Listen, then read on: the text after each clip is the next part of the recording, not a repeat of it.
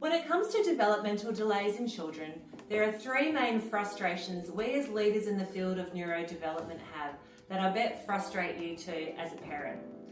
First, the majority of red flags and real root causes of developmental delays are frequently and often entirely missed by conventional healthcare. Second, even when the delay is with gross motor development, fine motor skills, speech, or sensory, social, and behavioural issues show up and a referral is made for early intervention and so forth, there is still no one provider who can help the parents make sense of what's going on and then be able to tie everything together. And third, when a child is already going through a full complement of traditional therapies but failing to make much progress, reaching plateaus and still struggling, parents don't know where to turn to find out what's going on and what else can be done to help. According to the CDC, approximately 1 in 6 children in the US have a developmental delay or disability. In Australia, the statistics are pretty wishy-washy, and some sources cite 5% of school-age kids, while others 10%, even more, have a developmental disability or delay. And I can tell you firsthand from personal and clinical experience, around about 6 out of 6 of us worry about our kids' development and keep a close eye over every single thing from tummy time to when they roll over, when they sit up, when they walk, when they talk, and so much more. Unfortunately, for as much as we rightfully worry and keep a close eye on things during these critical developmental stages for our children, it seems like again and again, any concerns we have are often dismissed. And we're just told, don't worry, they'll grow out of it, when deep down we know that's probably not true. Sadly, we're seeing an explosion, the rates of developmental delays in today's highly stressed and highly toxic world our kids are conceived more into and growing up in.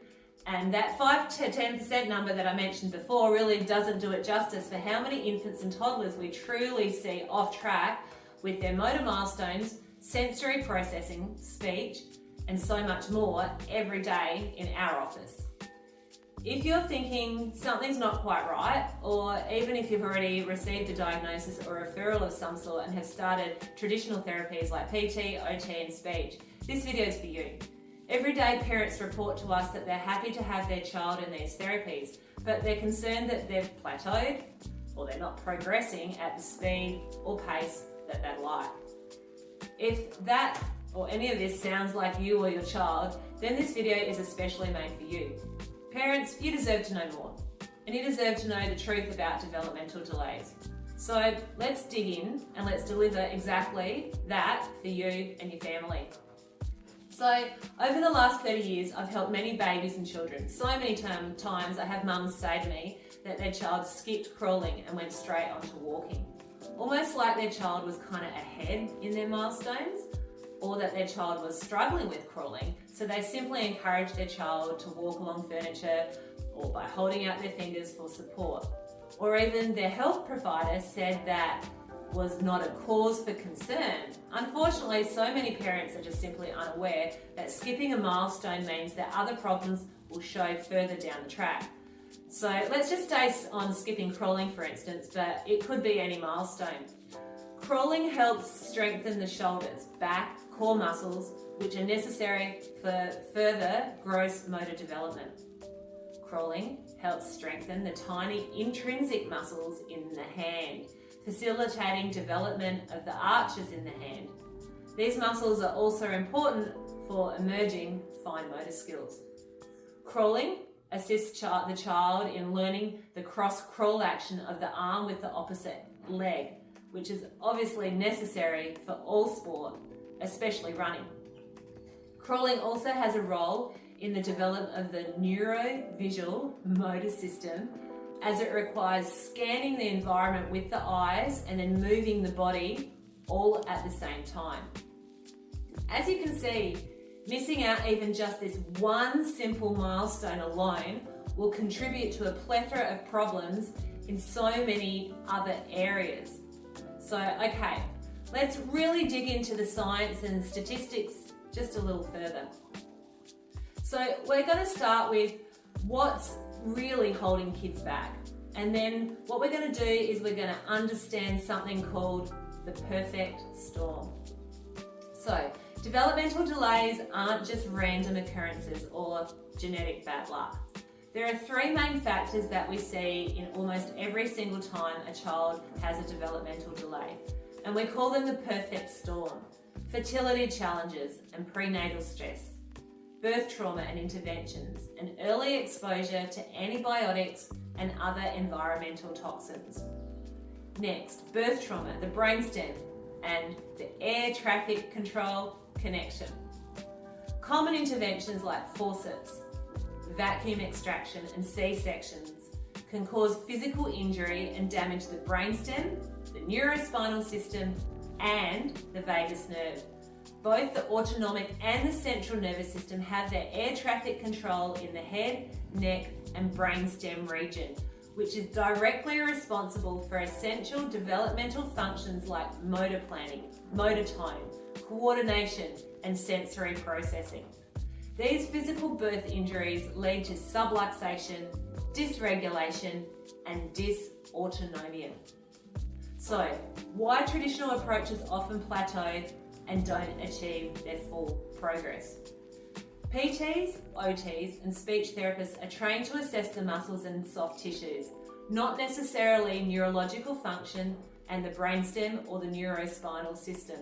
So they often miss the underlying neurological dysfunction plus subluxation that is usually the foundational cause of the developmental delays and other missed milestones.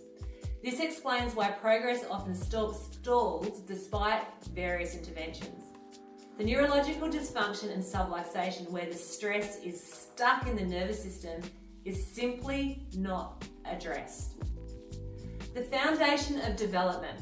The proper nervous system function is essential. Even seemingly simple milestones like crawling play crucial roles. Skipping milestones can and do impact future development. We're going to take a moment to have a look at the neurological developmental hierarchy, which is the process of neurodevelopment. It's super important to understand how this then relates to the hierarchy of healing, the order of healing. As human beings, we function neurologically, and therefore we are built from the central nervous system out. In utero, the first systems to develop in a fetus are the brain, brainstem, and then the spinal cord. These are the first to develop from 3 weeks post-conception.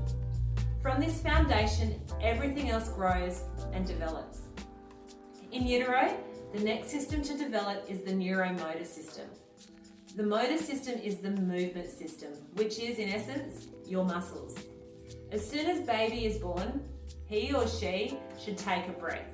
This process uses the motor system. Then baby sucks and swallows, which is the neuromuscular pathway. And then poop. The bowel is a smooth muscle. Therefore, the neuromotor system is necessary here too. Over the next 6 to 8 months, it's primarily the development of the neuromuscular system, feeding, head control, sitting, crawling, walking, even speech, and so forth. So functionally, the energy from our brain is growing, coordinating, and controlling this system. Then we further develop our gut and immune system. These systems develop, including the gut with its incredible microbiome, and they learn through our environment and the nervous system. And the final system to develop is the higher brain, which is the ability to form emotional connections, behaviour, learning, problem solving, speech, etc.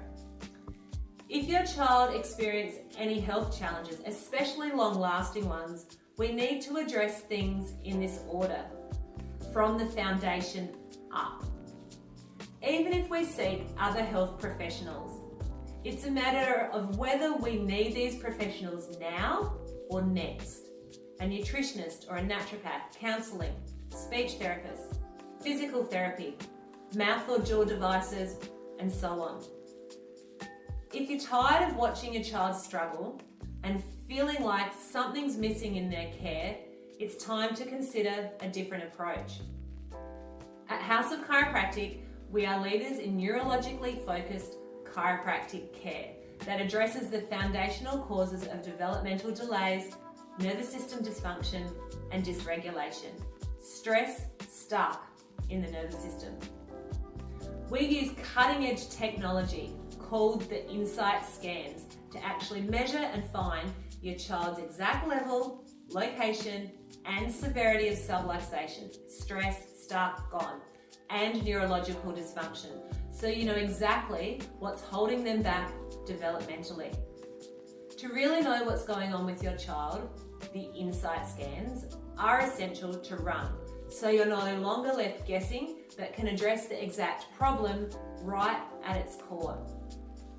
Take action sooner rather than later, as infants and young children are developing at a rapid rate, and every month that their developmental delays remain can certainly hold them back in a major way. Visit our website or schedule a consultation and an Insight scan for your child. Let's work together to unlock your child's developmental potential and set them on the path to thriving. Remember, your child's future isn't set in stone. With the right support and understanding of the causes, patterns, and how to change this, remarkable progress is possible. Reach out today to learn more about how we can help your child overcome their developmental challenges.